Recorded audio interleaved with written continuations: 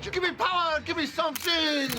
Merde, stop, s'il vous plaît! Whoa, guys, what's going on here? You okay? What's going on? Every time I say something to him, he just smiles at me like an idiot! Oh, where's the passion? Where's the rage that he plays with on the field? My client's got it down. You're just not saying the right thing to motivate him, that's all. Enlighten me. Okay, Rich, did you happen to catch what Michael Crabtree tweeted about you earlier today? Crabtree. Hey, we doing this or what, man? That's better, but I need more. Okay, all right, hold on. Aaron, can you come over here for a minute, please? Probiotics. Ah! Don't you ever talk about me! I'm the best going in the game! He was talking about you. Crabtree! That sorry ass receiver, he ain't shit! That's it. That is what I'm looking for. Now give me the box score. Starts right now! I don't know a lot about sports, but I can drink a lot of beer. My motto is simple: C's get degrees. Need a long, inappropriate hug? I'm your man. I think I'm smarter than you, because I probably am. Howard Coward for box score.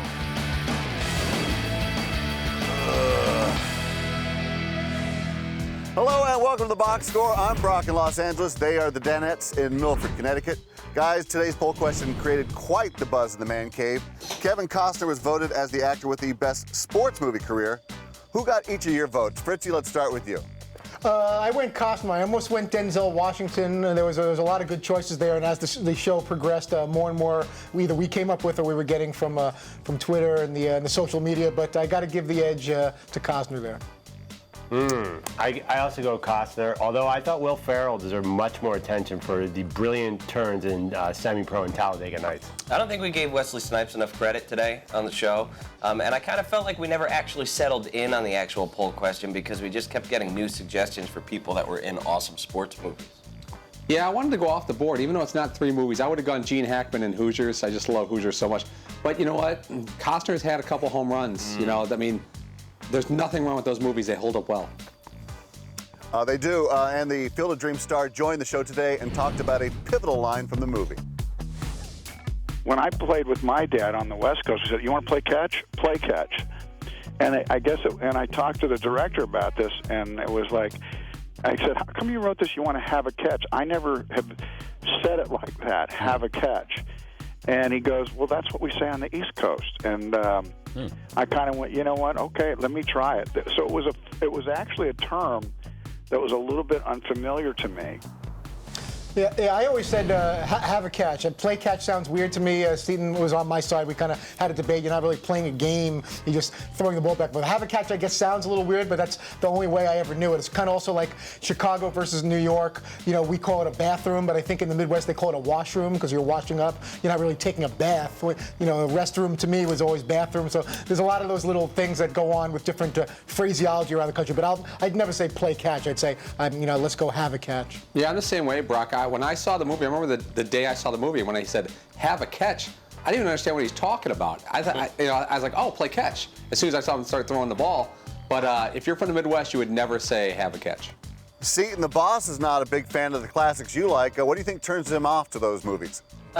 He's being a hipster, I think. He doesn't like things that are too popular, too big, too good. So I think it's his way of, like, sort of going street cred on us a little bit. Like, oh, The Natural, that movie stinks. It's like the best sports movie That's so ever. funny you say that. I saw a movie recently, the one where Seth Rogen and The World Ends, and they defined a hipster as someone who likes the movie Forrest Gump is not a hipster, and if you hate Forrest Gump, you are a hipster. So Dan, you're exactly right. Like, he did not want to go major league, and but The Natural, I think that's pretty much. The lights are exploding. He hit a home run through the lights, bleeding because he got shot. True story. It got everyone fired up, and comedian Jay Moore wanted to get in on the conversation, so he called in and had a little fun with the boss. I just wish Christopher Walken had been in a sports movie. Yeah, look, gentlemen, it's a game of inches. We gotta get the ball and move it towards the goal post. Yeah. Every time, like Steve Young once said, you kick a field goal, you're that much closer to losing. You have a touchdown, 6 points, it's double a field goal. Extra points, who cares? I love that. He was doing that in his car whilst driving. You know, I was just thinking to myself, you know, Jay listens to the show a lot. He'll comment on it. He's on right after us on Fox Sports. So I texted him. I said, hey, are you listening? He goes, yep. I go, can you call in? He said, yeah, sure, no problem. whenever you have access to someone who is in a great sports movie, I think you try to get them on. And Jay was in Jay's role. I think Jay's got one of the coolest roles in movie history. He's one of the all-time bad guys in a movie, playing Bob Sugar in what do you call it? Jerry Maguire. The scene at the table where he's smiling at him as he's firing his mentor. It's like the scene is perfect. And Jay Moore's done a lot of stuff. He's got a great career going. He's been around forever. But I'm telling you, if he's 90 years old, some guy in the street will walk up to him and say, "Hey, Bob Sugar," and it's legendary in a good way. Well, Jay Moore has a great Christopher Walken, but he's got nothing on Fritzy's Mick from Rocky. Burgess Meredith and Rocky, Fritzy, what do you think? I say you can't win. This guy will knock you to the bar, Rock. You're gonna eat lightning and crap thunder. Catch that chicken, you Italian bastard. Did you pull something there? I did, a little groin. There's a left situation. You can't win? Well, what are we waiting for? Those guys was has-beens. You saying this was fixed? Nah, they wasn't fixed. But this guy will knock you to the bar. He'll kill you, Rock. We don't want any part of this guy. He eats lightning and crap thunder. Catch that chicken, you Italian. It's like one of Fritzy's best impressions, and it sounds spot on. It's perfect. But what you don't get when it's just radio, but in TV is, you gotta get his face, you gotta get it! And you're like, oh my God, like this dude's head might explode right now. You got to get into character there. But as these guys know, we've all been working together a long time. I get no greater thrill or enjoyment when these guys and Dan are genuinely cracking up or turning red or something, food or saliva is flying out of their mouth or different orifices. I take a lot of pride in that. I can book the biggest guest in the world, but there's no high for me more than saying or doing something that has these guys. I love how limited your content of Mick is too, because we went back to later in the show. I got about 3 or 4 different lines. Started throwing in other people from the movie to fill in the spaces between the same 4 lines. To Italia Shire is going to get a line. He's going to eat lightning and crap thunder. Just over and over and over again. But yeah, I loved the way they reacted to that. It made me feel really good. Spleen surgery scheduled for tomorrow. We looked up some of the top sports movies, and these were all in the top 10. Let's see if you can guess them. We're going to give you a little help with the movie posters. Fritzy, let's start with you. This 1986 big screen classic was set in a small town in Indiana. Name the movie. I'm going to say Hoosiers. Was it Hoosiers? Yes, it was. Bravo. Seton, this 1994 documentary grossed over $11 million at the box office. Do you know the answer? Oh, crap. I do know the answer. Is it crap? No, sorry. Is it crap? I do know the answer. I'm sorry, time ran out. It's Hoop Dreams. McLovin, this classic was based on the 1924 Olympics. What do you got, McLovin? Oh, Chariots of Fire. If was it Chariots I of had Fire? a synthesizer here, I would do this. Yes, of course. Right now. I'm jealous. Finally, Paulie. This 2008 sports flick co-starred Marissa Tomei. Can you name it? Oh, The Wrestler. That's a good movie. Was it The Wrestler? Good movie. Yes, it was The Wrestler. All right. Hey, I think you guys overlooked someone. I think you overlooked one of the great sports legends in movies. You got Rodney Dangerfield. He's got Caddyshack. He's got Ladybugs. And he did the Triple Indian old school. Paulie, what's the matter with you? Mr. Chervik, I got to apologize on behalf of all of us. That's a legendary sports character right there. All right, I'll forgive you, but maybe the next segment you won't want to be around because it's pile on Paulie time. All right, okay.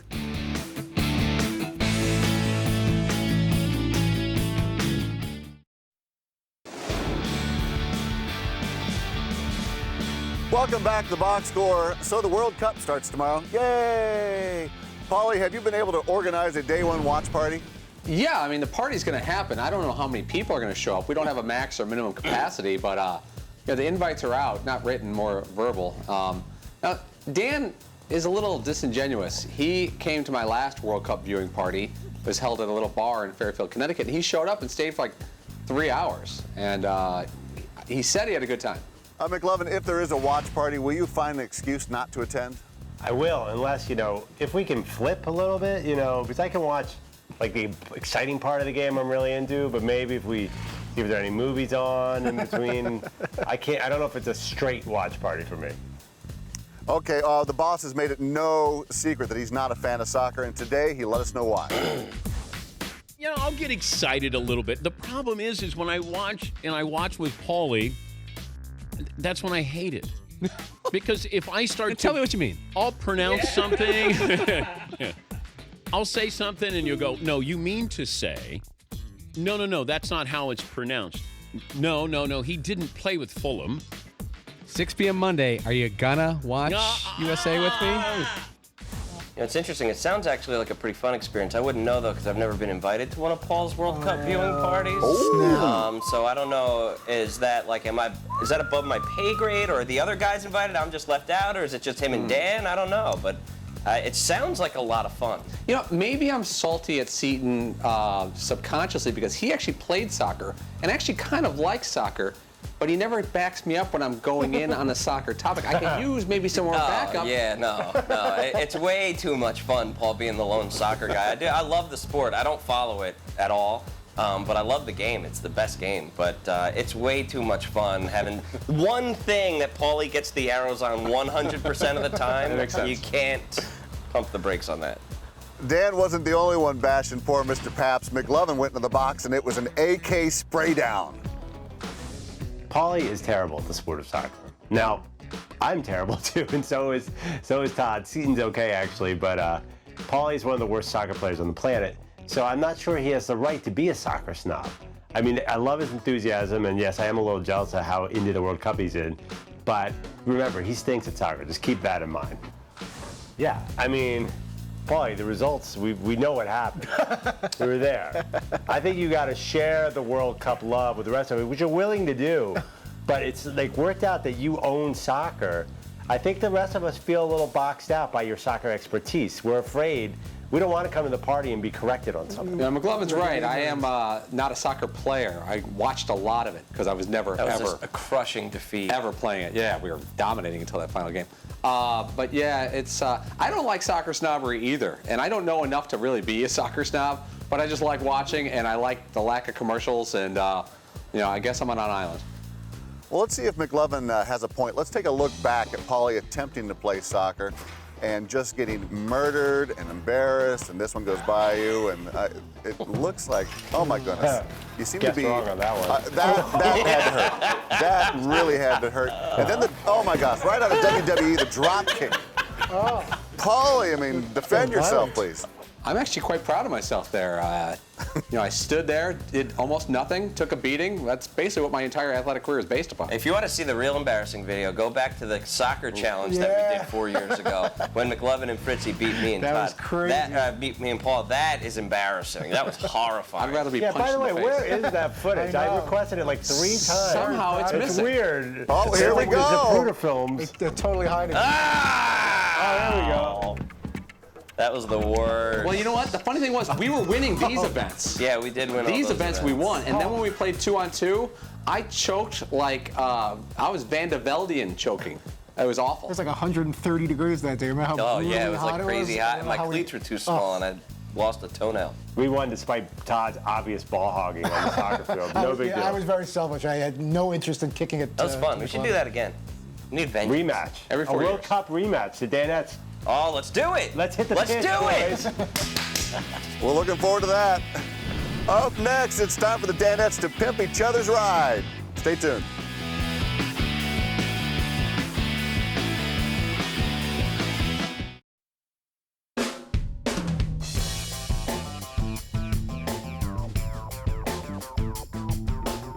First car you had was what? The first car I had was a 1988 S10 short bed 4x4 pickup truck. But, First fast car you had? the first fast car I had was probably a 1998 or 99 Corvette that Chevrolet gave me for winning the Nationwide Series Championship in 1998. So that was my first fast car. Welcome back to the Box Score. Dale Jr. telling us about his first ride on yesterday's show. About a week ago, you guys told us about your first ride. Let's see if you care enough to remember. See if you were listening. Time to play everyone's favorite game show. No! Your road! Let's begin in the back row. McLovin, what was Fritzy's first car? I can picture it. It was a picture of, it's like a GM four-door sedan with a square back. So the question is a Pontiac, Chevy, or Buick? I believe, I'm going to say it was a Chevy sedan. What's a sedan is not a car. Is that enough of an answer? Is that a detailed enough answer? I hope. Was it the Chevy sedan? Chevy My first Impala. car was a tan Chevy Celebrity. I think it was like an 85 or so. It was pretty beat up, and if I went more than 30 miles an hour up a hill, I would either start rolling backwards or the car would just stop working and shut off by itself. It was bad. terrible, ugly car. Wow. Ugly car. I can't blame you if it was very forgettable car. Do they still make Chevy Celebrities? I doubt it. I've never heard of that. Tan, like, ugly, Feel like a foxy, celebrity. Did you say to women, do you want to hang with a celebrity? It was just but whatever it takes. Try to do a little play on words. That was the only way I was going to get anyone anywhere near that car. Front row Seton, what did Paulie say? Paulie's first car was probably some type of super rare, like 1967 and a half Corvette, you know, limited edition paint, something like that he drove to high school in. It's a Corvette. Was it a Corvette? My first car, a 1977 Corvette with T-tops. Yeah, that was, I'm going to give a shout out to Mrs. Papp's mom on that one. Mom was a pushover. You know, I think I had like a 2.4 grade point average that semester, which was a career high for me. And I got a job at the local bank, and my mom was in such a good mood that I went out and got a job. She goes, I'm going to take you out and get you a car for your 16th birthday. And she goes, what about that? And she picked it out. God bless her. That sucks. I mean, C's get degrees and they get Corvettes. I had a 74 Hornet. Screw my life. Back to Fritzy. What was McLovin's first four-wheeler? I was initially going to guess Buick Skylark, but I'm going to go with an Impala. Unbelievable. Wasn't Who knows Kelly Monaco's first car? My first car was a cobalt gray Honda Accord, 4 doors, power steering, AM, FM, kind of like the car I have now. Todd, hey, Andrew, they call me McLovin over there at your show. Heard some very good things about it. Fascinating. Yeah. I have my memory is shot. It has nothing to do with Your memory is not shot. You don't pay attention to any of us. Twins right here. What's even more fascinating, Brock, is he just said Impala because McLovin just said Impala earlier. He couldn't even think of any other car. Do you know what Andrew's currently driving, Todd?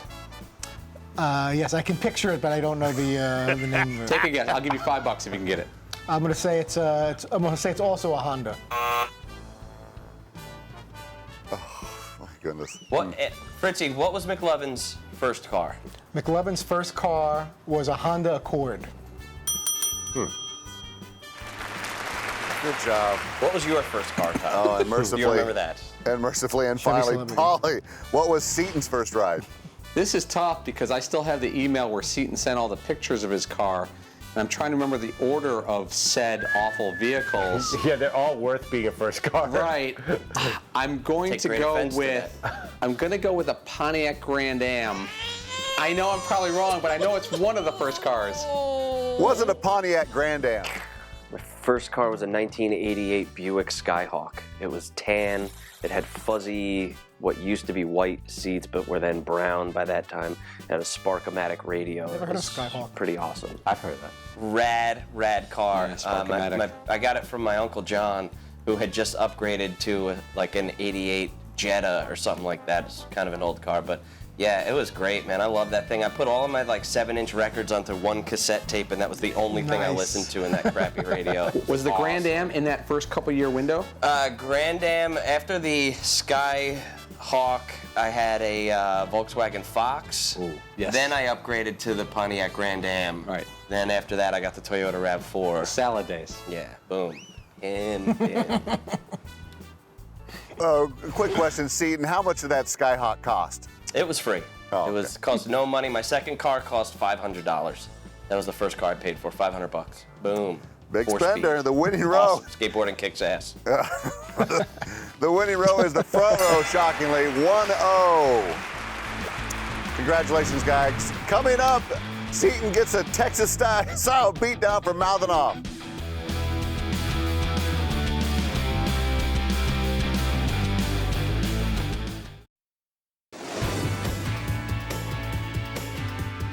Welcome back to the box score. Seton, you made the mistake of calling the Spurs boring today. What kind of backlash did you get on social media, and what's your response? Oh man, I was getting crushed. I don't know why today, of all days, that people finally caught up to the fact that I've been calling the Spurs boring for like 7 years. But yeah, people are calling me all kinds of crap. Wackadoodle, which was just kind of weird and mildly amusing. But I don't really feel like I get that. And I was called a jag-off easily 150 times today. That must be big in the greater San Antonio area. Yeah, you jag-off. The go-to word. Fritz, you got some backlash, but it was from your mother. Why is she concerned about you getting your body painted on Friday? She gets very worried about things, and this is the latest thing that she's fetching and complaining about is the paint thing. She's worried that I may get some bad rash, or somehow the paint is going to get into my bloodstream, and I'm going to have to go to some oncologist or dermatologist or something. She's just very concerned about. It's a good thing that doesn't run in the family, and then you didn't take that from the rest of us are all, including myself, are all very calm at all times. I don't know where we picked up that genetic defect, but yeah, she does have concerns. She goes, "What do you mean you're getting painted on?" What? And she wants to know what kind of paint, and is that approved by the FDA, or if I'm going to end up at the doctor days later. So it was just it's a bad scene. I should never have brought it up. That was a mistake by me. Fritzy, maybe you should be a little bit more concerned with being undercover at your desk. A viewer caught you looking at some ladies on your computer. Are you embarrassed in any way? I did. Not embarrassed at all, because that's just par for the course with me. It's probably something I didn't need to look at, nor do I ever really need to look at that time. I should have done a better job pretending to listen to the show and what the guys and what Dan was saying. But there was during the break, there was something mentioned about Eva Longoria with Tony Parker. I don't even know how it came up. And then I ended up saying to Dan as he was getting ready to go back in the air, you know who I really like? Kelly Monaco, and which led me to do a little Google search for hot pictures of Kelly Monaco, and that's who you're seeing there on the computer screen, because I really do like Kelly. From her cups to World Cup, Paulie, who got the best draw in the pool? Oh yeah, it's me. I got Brazil and Spain. I also got the Netherlands and Netherlands. I was gonna trade. Netherlands. Obviously, Seton. That could be kind of his wheelhouse. Well, Amsterdam joke. Yeah. Oh man, I see what you're saying. But you know what? We're all winners here. I already lost my World Cup. I'm trying to trade. I got the United States though. I'm the real American of the bunch. That does help. But there's still some trades brewing, Brock. I'm trying to acquire England or France. We'll let you know. Oh, Paulie, I got an England-Italy pair. I'm ready to trade. And Iran. And Bosnia and Iran? Iran and Bosnia and Herzegovina. Iran so far away from Iran so far away. Flock of seagulls, great Steve hair. Sands and Rich Eisen tomorrow. Hold on. Before we go, Paulie, tell the viewers what time the first World Cup game is on. I think it's 3 p.m. Eastern, Brazil against another team. Against another team. Back to you. Oh, well done. Fritzy, who's on tomorrow? Golf Channel's Steve Sands will join us as we look at the first round of the U.S. Open. Rich Eisen, our weekly friend of the NFL Network, will join us. We may hear from Mike Doc Emmerich off of Game 4 of tonight's Kings and Rangers at Madison Square Garden. Thank you, guys, and thank you for watching the box score. Set your DVR or tune in weekdays at 3 p.m. Eastern only on Audience Channel 239 on DirecTV. I don't know a lot about sports, but I can drink a lot of beer. My motto is simple: C's get degrees. Need a long, inappropriate hug? I'm your man. I think I'm smarter than you, because I probably am. Hey! Thanks for watching the box score. Holy cow!